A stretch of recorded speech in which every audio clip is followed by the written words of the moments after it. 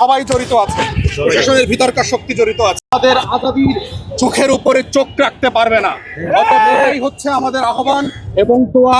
আমরা দেশবাসীকে বলছি, সবাই যার যার জায়গা থেকে মসজিদে, মাদ্রাসাগুলোতে, জায়গায়, মহল্লাতে, ঘরের মধ্যে যারা মা বোনরা আছেন, ওসমান হাদির জন্য দোয়া করবেন, বাংলাদেশের আজাদির জন্য দোয়া করবেন। আমাদের লড়াই চলছে এবং চলবে। আমরা রাজপথে আছি, ছিলাম এবং থাকবো। দিল্লির ফেসিবাদ ফিরবে না, সুযোগ নাই।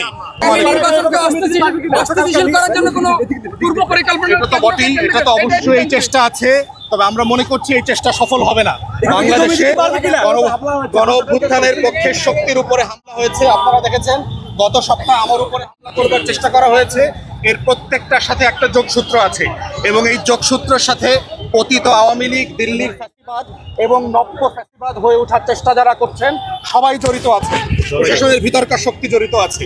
তাই আমরা অন্তর্বর্তীকালীন সরকারকে বলছি, যা যেখানে যেভাবে ব্যবস্থা নেওয়া দরকার সেটা নেন, যেন নির্বাচন শিডিউল মোতাবেক হতে পারে, এটা কোনোভাবে যেন বাধা দেয়া না হয়।